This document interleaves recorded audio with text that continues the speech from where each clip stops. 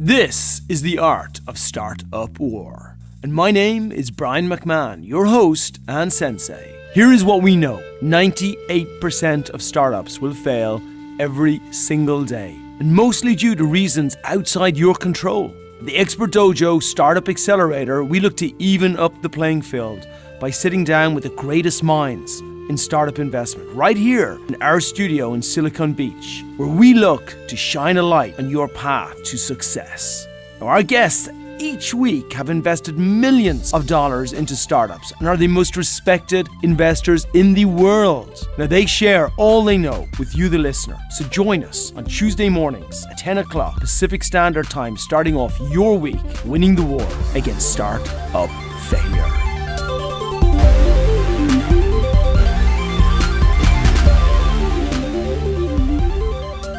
And welcome back. It's another week, it's another podcast, it's another brilliant investor. I have got Mr. Frank Ramond here. I'm going to introduce you in a second, Frank, but first I wanted to say howdy.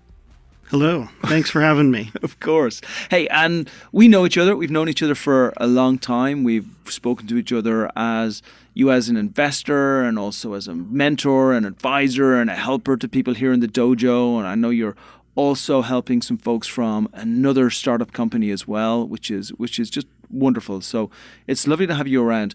I'll share in a couple of minutes why I love having you as part of our investor community. But can you just give a little bit of background about yourself first? Maybe just talk a little bit about the successes that you've had in your life and what brought you to this place of wanting to be an investor in an early stage startup. Sure. I grew up in the Chicago area, started in real estate. Maybe 4 or 5 years ago, I started doing some initial investing with friends and family in some projects. Found out about you guys. Were they real estate projects that you firstly got involved in, or did you just kind of get enamored by all these crazy people starting up? I liked some of the crazy feasible ideas, and I believed in the people. How did the first one come to you? So you had so you're in real estate, you're developing real estate, you're obviously successful developing real estate, you're putting a little bit of money aside. How did that first entrepreneur who came to you, were you not an investor at that time? You were just a successful real estate guy. How did they convince you to invest in them? We're just getting straight into this. Friend I went to college with, who he had his successful career, and he was making a transition, and it seemed like a really good idea. Ahead of its time. How did he approach you? Were you just chatting, you having a beer, and he just mentioned it? Or did he say, hey, Frank, I've got a presentation, and it's 14 slides? Super casual, just started talking. I'm thinking about this idea. Usually he came to me first for a little bit of, soundboard, to kind of think about some ideas. And then we just kind of talked about it. And then it was, I don't remember if it was me saying that's something I'd like to invest in, or if him posing me with the opportunity to invest. Right. But it all worked out, and I made my investment. And before that, I had pretty much just funded my own real estate projects myself, where here you are writing a check, handing it over to somebody, and entrusting them that they're going to follow through. Yeah. So you understand like the entrepreneur's lifestyle and how they go. But I love how this person approached you. Number one, for everybody listening, if you've got a bunch of people that you know in college, like they're generally the people we trust most because we lived with these people, we slept around these people, we know these people. So if you know them and you've got dozens and dozens and dozens of people, maybe some of those relationships you might have let go a little bit, rekindle them. Like that's the first thing that I really hear out of this. You took a person that you had a level of trust in, and you, more importantly, you kind of knew their ability, right? Absolutely. And what their potential was able to do. And then secondly, he did something brilliant. He didn't come to you and say, hey, Frank, we're really good friends in college. I think you should invest in my company. He said to you, I have this potential good idea. I respect your opinion. I really want to talk through the idea with you and see where it leads. Correct. And when he was going through that, what was it you particularly liked? When he was explaining the idea, was it from a perspective of, I just don't have a clue what I'm doing, or I have 70% of it, and what do you think in these areas here? I want to, the reason I'm focusing on this space here is, I believe there's everywhere around us, there are investors in our business. And many of those people we don't ask because we don't know them, right? They walk straight by us, but who knew they were a millionaire? Or who knew they were in our space? Or who knew they cared what we do? But many of those people we know. And we don't ask because we have this picture in our head that an investor is a person in a suit in San Francisco. They look at pitch decks all day. And if we're really lucky, maybe they'll look at our pitch deck. Well, that's not the truth. The truth is the great investors in this country are you. Are people exactly like you who are in a great position where if you see the right idea with the right return, you're going to invest in it. Absolutely. I mean, there's a trifecta almost. There's got to be three legs that it stands on: the people, the idea, and then the market. I mean, is this a collapsing market with a great idea, or is it a expanding market? I first and foremost, I think it's team. It's the people who are, yes. You have to. What was his market? This was online streaming. Technology, certain patents related to security functions to that. So again, the net was opening up and more, and you knew that you needed more and more security with that. Yeah. And but the team, you put the team higher or you put the market higher? To me, they're all important, but you're not going to have any success unless you have a good team of people. Right. I mean, that's just kind of my knowledge, because you need trust, you need, their tenacity, their street smarts on how to figure out a problem, all of that stuff, people qualities, being able to deal with everybody from your person on the line to the investment banker. It's kind of important to be able to, without judgment, speak to everybody and, get buy-in by all of those people. And it's really hard with the team because the type of CEO who is brilliant for early stage, and I should make that clear, the investments that Frank is making is in the very early stage communities, so potentially the riskiest area, but also the biggest payback area. You get one of these ones that go through, you can get a 50, 60, 70 times return on your money. I mean, you're not getting that in the Bank of America. No, and that's a conscious decision that I made with this is that's my final decision is no one deal is going to, ruin my life. These are all decisions that at the end, am I okay with losing this money? My bread and butter is is real estate, but I want to expand my horizons, shoot for those home runs from time to time with a good product, with a good team, in an expanding market. Yeah, I love that. And again, it's massively important. I see in the crypto world right now, everybody's gone crazy. And we have startups who are in cryptocurrency in different respects, but it's more watching other people gamble when they see suddenly crypto's gone up. And I have people say, I'm going to buy some Bitcoin. I'm going to take some money off my credit card. And I'm like, are you friggin' nuts? And what you say is absolutely vital, is if we want to improve our lives, there are two things we have to do. Number one, if we just take a job working for a company and put our money in the bank, the chances of us ever being able to be self-sufficient, where we don't have to rely on other people, is pretty low. I mean, we can do it. It's pretty low. But if we then make that stretch, like Frank has done and I've done and other individuals have done, because we know that by taking the extra money, the money we can afford to lose, not the credit cards we're raising money on, not the core money that our family needs, but the extra money, we have the ability to make jumps, leaps and bounds that we couldn't do in other cases, right? Sure. It's calculated risks. I mean, and you also have to have some core competence to work from, to understand. I don't make any investments in things I don't understand.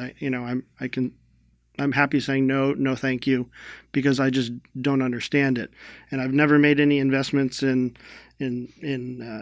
Bitcoin because I just don't understand that market well enough. Yeah, and the risk to that is you are paying 15, 19, 20% on money that you take off of your credit card.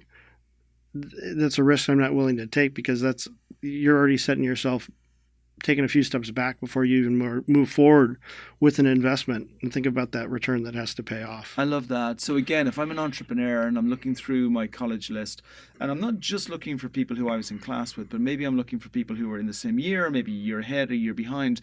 Possibly if I was doing my due diligence, I would look for people who are in the same type of space, or they have a relevant space. Maybe their jobs have moved them into that area.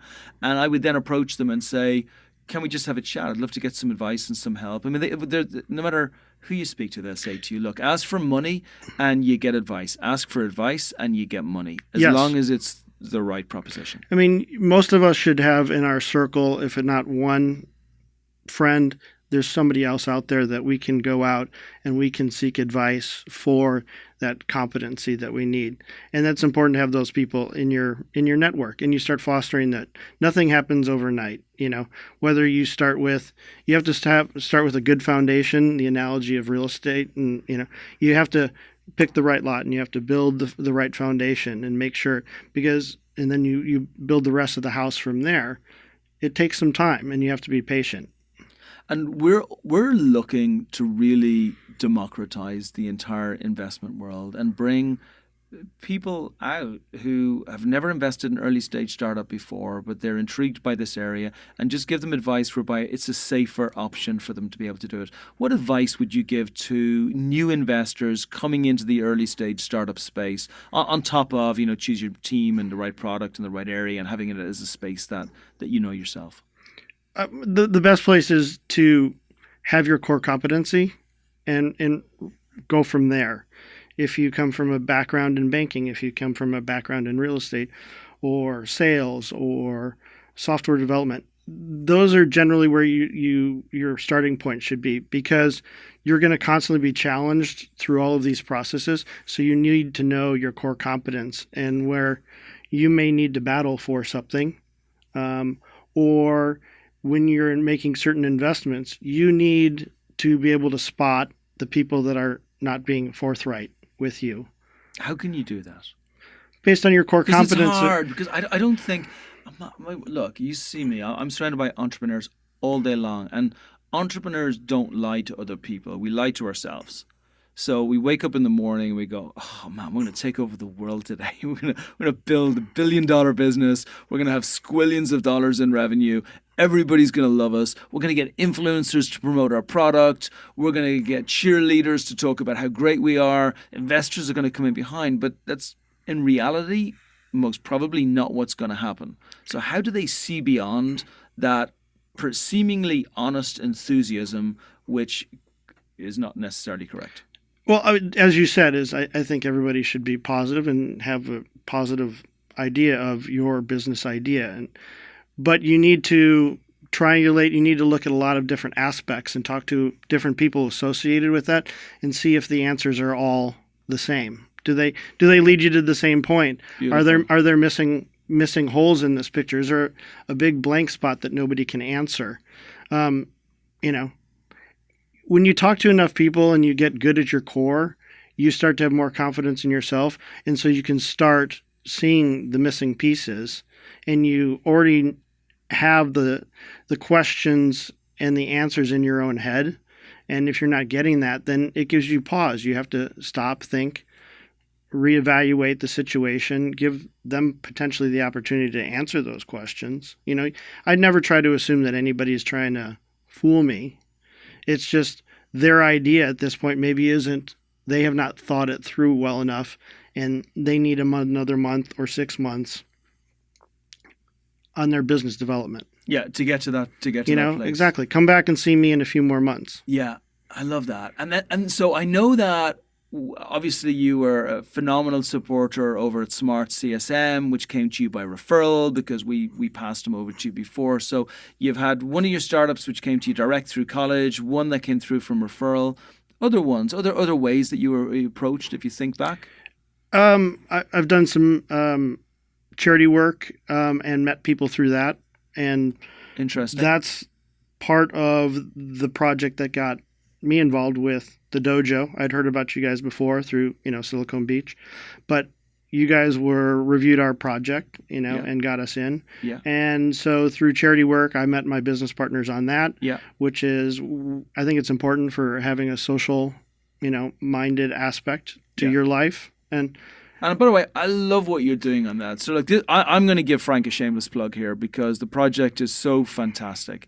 So it's called Classroom Genie, and it's entirely involved in as a give back to the community. Local schools over here are devastated through lack of funding. It's been the case for years. Everybody knows about it, and most of the time they have to beg for their money. So they put together this classroom supplies company where 20% of all of the money that's coming in for the classroom supplies that are bought by the kids, by the parents, by everybody else, goes directly to the PTA. So it goes directly to the school. It funds projects. And I know, having an 11-year-old kid myself, I'm super stoked to know that most of those projects that don't get funded, that he can't go on, he's now able to go on projects, as are all of the other kids around America. So I really commend you for that personally. And then also for all entrepreneurs who are listening to this, if you have a real social aspect to your business, there's a lot of investors like Frank who will look at purpose and say, okay, the entrepreneur is good, the product is good. What was the third leg of the stool? Product, entrepreneur. Market. Oh, and the market as well is good. However, the purpose is off the charts. So maybe we have to do extra work, maybe we have to go in a little bit deeper, but we're prepared to do so because of the purpose. Correct. Beautiful. So focus on making sure your purpose is good. And also, if you're in a local area, look at the local charities. And I'm speaking to you again, entrepreneurs out there. Look at the local charities that are there. Look at the people who are involved in those charities. See how relevant that is to your space. And then get involved. Like, I got onto the board of the Chamber of Commerce in Santa Monica, and I know it's not a charity, but it is something you don't get paid for. But I'm also surrounded by many of the most powerful people in Santa Monica, and because of that, many of the investors in Santa Monica. So again, thinking outside that box is really powerful. Sure. I mean, you get involved with your communities, and there may not be direct financial gains, but you'll far surpass it in connections and people and relationships that you build. I agree. It's your content marketing of investor outreach. And it does some good for the heart. And yeah, it kind of helps the world a little bit as well. What do you think makes a great entrepreneur? Because you're a great entrepreneur. You built up your business, you built up your real estate business, you put yourself into a position where you can invest in other businesses. What is it? I know you mentioned tenacity before and a few other things, but if you had to package it all in one person, what does that person look like? Well, I mean, risk. You always have to mitigate risk. And I'll always look at... my wife would tell you I suck then. I'm first attracted to deals by what the payoff is, but I make my decision on the deal of what's my downside. Got you. And you have to be able to multitask. You have to be able to handle the stress. Tomorrow's a new day. You have to reset. And it is stressful, right? Sure. Not just the fun, it's just there's so many things to do. You have to be the marketing person, the HR person, the fundraising person. You have to be the happy person with the happy face that your business is going great. Yep. You have to find time, especially if you're not 20, if you're a little bit older and you got a family, you got to find time to actually pretend that you're a great family man as well. I mean, it's tough. Family should always be high in the priorities. Fortunately, I had to have a good wife, good family, they seek and they know what you're doing. That's what your input is. But also I think another part of that is finding your balance. Whatever that is, you need to reset yourself from time to time throughout the day, or what's ever important, whether you like biking or hiking or playing tennis or those types of things. It's important to work those in to your day. To keep yourself balanced. Yeah. Because if you go past your point, then there's going to be some fallback or repercussion later down the line. Yeah, you'll burn out. Exactly. You just go. There's nothing left. You're not making any progress. You're just spinning your wheels. What about the other side? Traits that when you see it in an entrepreneur, it makes you run. Somebody who's not clear on where they're going. Right. They need you want to buy into their dream too, and if they they need to have the answers. I don't know if that's the right answer to have, but genuine people that are genuine, it's important. That's something you like, though. That's a good trait. Genuine. Whether I like, I'll get over the bad news. Yeah. I just need people to be straight with me. Okay, so somebody who's dishonest, and when I say dishonest, like people who will shave the truth a little bit to give a positive story, like it's not a good thing, entrepreneurs. No. Investors don't want that. What investors want to hear is, you know what? This is what's going to go wrong this month. This is, by the way, I want to tell you what went wrong last month. Yes. So rather than, and actually, I'm going to even put this in a slightly different way. There are very few investors who will see a deal and invest in a deal straight away. There's very few. It happens the odd time. It's very rare for somebody to show up with their checkbook and to write a check. Right. There's no need for me to bring my checkbook for the first couple of meetings, It's getting to know someone. Yes. It's a relationship. You're building up a marriage as you get into a deeper understanding with that person. So what I love hearing from entrepreneurs is, firstly, I'm the entrepreneur now, and Brian or Frank, I want to keep you updated about what happened last month. And last month was not good. This is what happened. These 4 things happened last month, and I learned this aspect here, which means that this month I'm going to do these 4 different things, and here's the change that I expect. Right. Because now you got someone who owns it, right? Yep. Usually problems are amplified, so I may not, as a business person, you've been around, you can you get a sense of these things.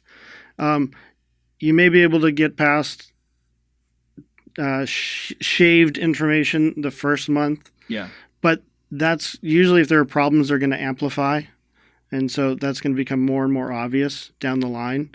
And it's far better to be able to approach a situation honestly and get everybody's heads together on how to solve that problem and take care of it right away. Yeah. If I was going to ask you, worst investment moment, it doesn't have to be yours personally, but worst investment moment that you've heard of where we can take a good lesson from? Oh, God. Worst investment moment. I can share one with you that I heard the other day, which was just awful.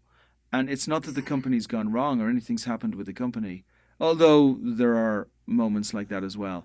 But it's because I had an investor who, actually, just to put this into perspective, investment has moved away from the early stage community and has moved towards the later stage community in general, which means the returns are way lower, but it's safer to go into that space. And the reason they've gone into it is many of the things that we talk about in these podcasts, the investors just don't feel that they have the relationships at the early stage, or maybe they're not prepared to put the work in.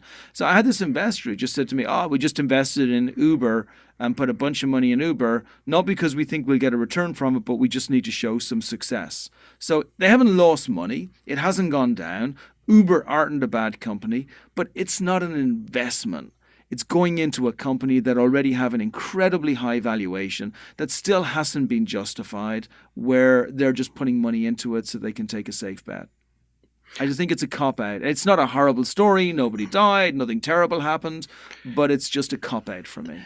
I think when I was younger, I guess, I would solely invest in the person. Like, I so wanted to believe in the person. Yeah, that's me too.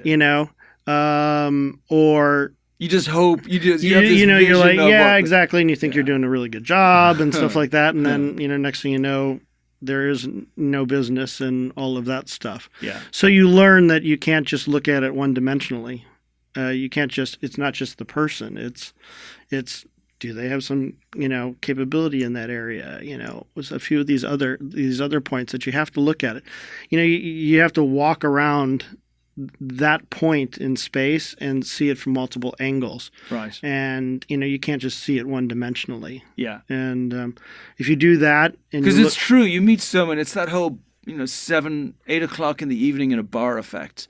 You meet him, he's a really nice person, really genuine, really great family guy, wants to do great things in the world, maybe worked in a job before, but now wants to find his... You want him to succeed. Sure. But there's a difference between wanting someone to succeed and that person actually having a business plan that you look at and you see there's a high probability or at least a good probability of him succeeding based on what he's doing. Absolutely. You can meet some people out, and I've done some various business arrangements through that. But there was, the follow-up with coffee, the next day. Then it's maybe a formal business meeting. And then, you take it step by step. You don't just like that night you're like, writing a person a check. Yeah. That makes no sense. Yeah. So I think as you age, you are less excited about what the possibilities could be. Yeah.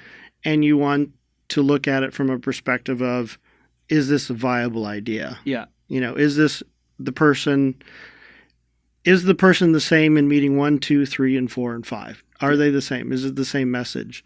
Are they consistent? And that's all part of it. Then you meet their business partner. Are they the same way? How do they interact with each other? Because, if you get two business partners that are kind of at each other's throats or just don't communicate well and are offended, then you have a whole other situation of if you get into that, you now become a babysitter, so a referee. Yeah, and partnerships, and that brings its own inherent challenges as well. Because there's very few partnerships that make it all the way to the finish line. Mm-hmm. And this is hard because if you're a solo entrepreneur, then if you get knocked over tomorrow, your business is in trouble. Who's going to keep it going? But if you're a partnership, I have trouble right now with one of our companies that have another partner. They're not doing anything in the business. He has a decent share of the business. And unless that person leaves the business, we'll probably have to close it down. And not because the business is bad, not because the entrepreneur that we work with is bad, but just because the other guy is a schmuck and he wants to hang in there and he's not doing anything. No, everybody's got to pull. Everybody's got to pull their weight. And you need to be able to address that too in there, because there's not a lot of time to get this stuff done. The time counts. I love it. Okay, I got some quick fires for you. I want to reach into your mind. Your biggest success ever. It cannot be your kids. No kids, no wife, no mom. That would probably be kind of a little off subject, but a number of years ago, I had to go through some litigation, and everybody told me, they were all the experts, they were all the attorneys. They were telling me that it wouldn't happen, and I fought this for about 5 or 6 years, and ended up getting roughly 5 to 8 times as much money as anybody told me. Beautiful. At the end of the day. So, and I came up with a phrase. I'd been reading a book and from Admiral Stockdale, and it was, I have an unshakable belief in a positive outcome. And I think that sets a lot of things. It doesn't tell me what the outcome's going to be. Yeah. How long is it going to take? But I have an unshakable belief in a positive outcome. Correct. I love that. That's hardcore Irish. A lot of the time, we're not 100% correct in our belief, but it's good though. Exactly. It's good though, because if you're in, you're in. There's nothing worse than just being on the edge. Maybe I'm in, maybe I'm out. You're either gonna do it or you're not gonna do it. Unshakable belief. Is that your favorite book? Not necessarily my favorate book. That's favorite business book. Oh man, there's so many. I really like. Good to Great, I think, is good. I love Art of War, is another good one. Yeah. I think strategy is very important to try to be able to think. Kills everyone. Yeah. In the Art of War, leave nobody left standing. Exactly. Leave nobody left standing unless you can bring them into your army. You basically, yeah. if you don't have the advantage, you should basically run away. Yeah. And there's still some aspects I still don't understand in that book, but you try to improve, but it's strategic. You always want to be strategic. You want to put as much favorability in your own corner. I think part of my success is I'm dyslexic, and I've always had to deal with that. And so I've always looked at things different than people. And it's maybe part of the way I'm wired is I'm always a long-term thinker about things, trying to anticipate problems. Yeah, and by the way, that's not uncommon when you look at great entrepreneurs. Vast majority, it's not a few, it's a lot of the ones that are coming through that create the incredible businesses have an ability to think entirely different to everybody else. Yep. Which is a massive strength. An entrepreneur you admire?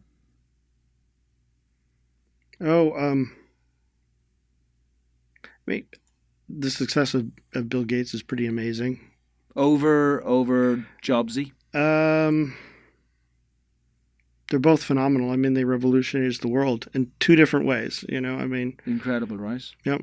They were kind of in their time, maybe the Elon Musk of... He's pretty incredible how a man can come from PayPal to building a car to SpaceX. I mean, yeah. And he phenomenal. Says he's their lead, tech engineer or something like that, and he's just read a few books. That blows me away. It's phenomenal, right? And that's why we do this, I think, as well. It's not, we're sure, none of us want to be poor, but what we really want to do is be part of change.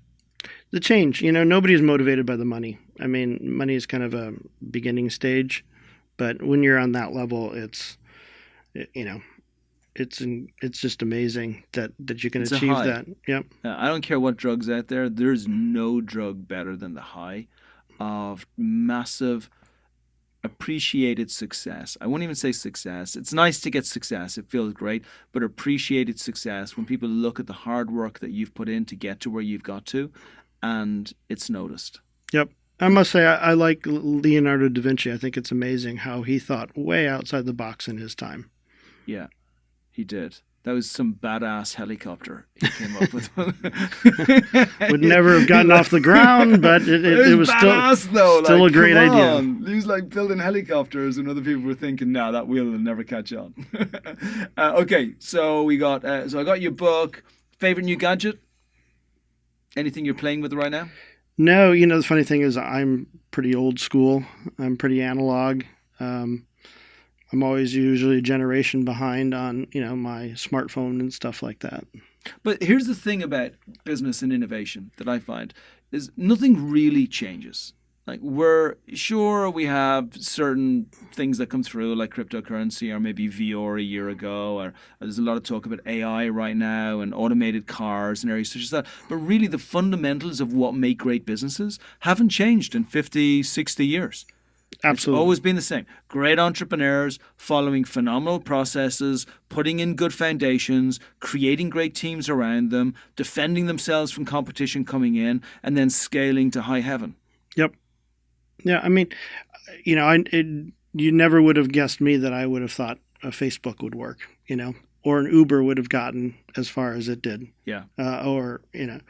Those automated scooters. You automated electric scooters. You heard it here. I'm waiting for it to get to tool around with, no emissions. Yes. Get it sent over to your house. But it's true. Some things you can't tell. Or who would have known that Snapchat were going to do, although they probably suck still. But who would have guessed that they would have got as big as they got to?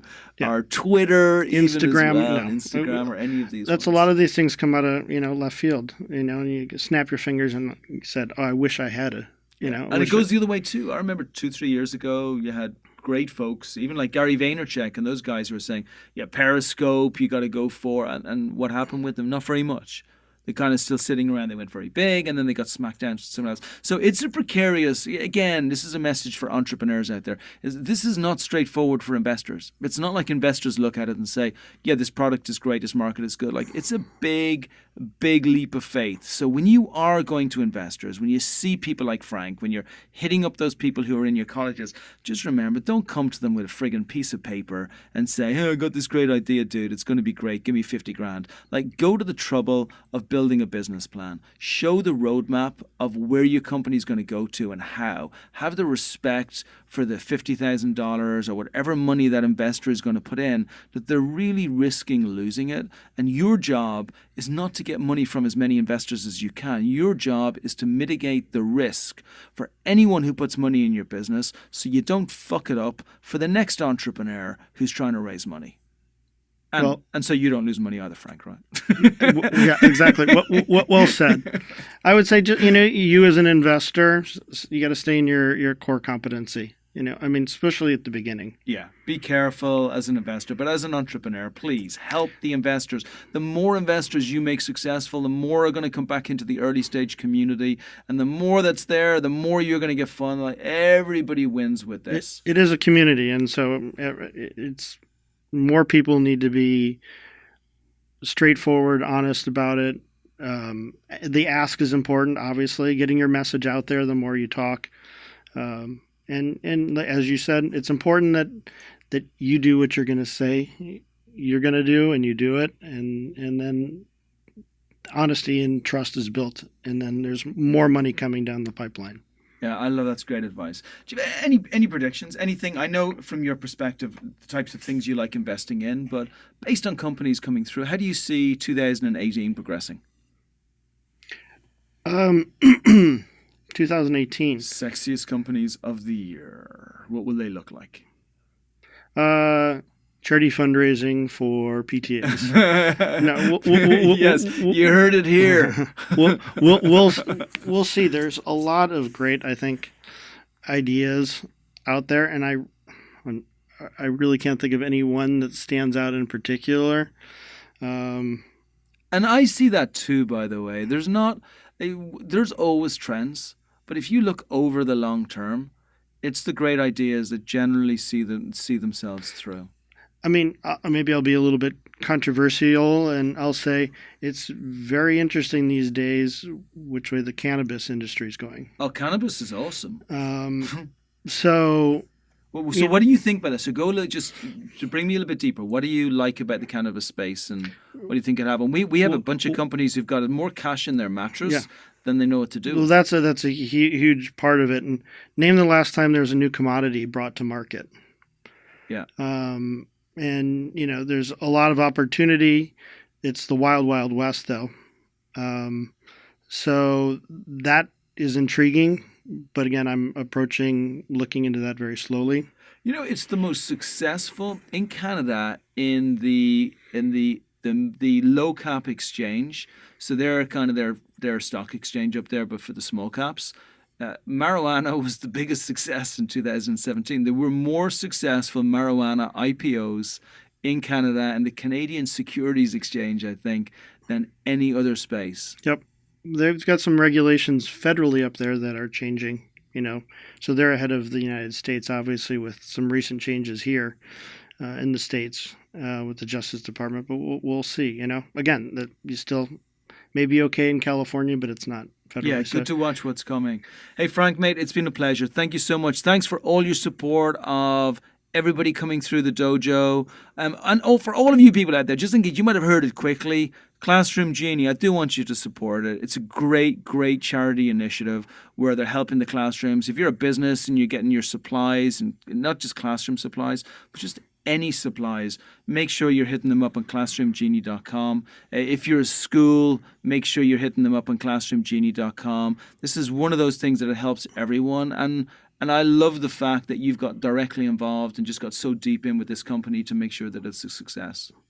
Thank you, Brian. This was great fun. Yeah, cheers, buddy. Anybody wants to reach out to you? Should they reach out to you through me, or yeah? Just come through me. And I'll have a look at it, and if it's something which is good for Frank, I'll happily pass it on to you. Frank, thanks for joining us. You're a superstar. We appreciate you, my friend, and we'll keep on talking and keep on investing in startups. Thank you. Thanks for joining us. If you know any other entrepreneur equally ambitious as you, then share this podcast by paying it forward to other entrepreneurs who are building your own army. Now, as always, our website, expertdojo.com, is packed with information to help you grow your business, find investment, and train for victory. We also walk our talk and invest in startups every year in our accelerator here in Silicon Beach. You can always reach out to me at brian@expertdojo.com, and I look forward to being back here again at our regular time next Tuesday, 10 a.m. with another of the world's top investors, helping you win the war against startup failure.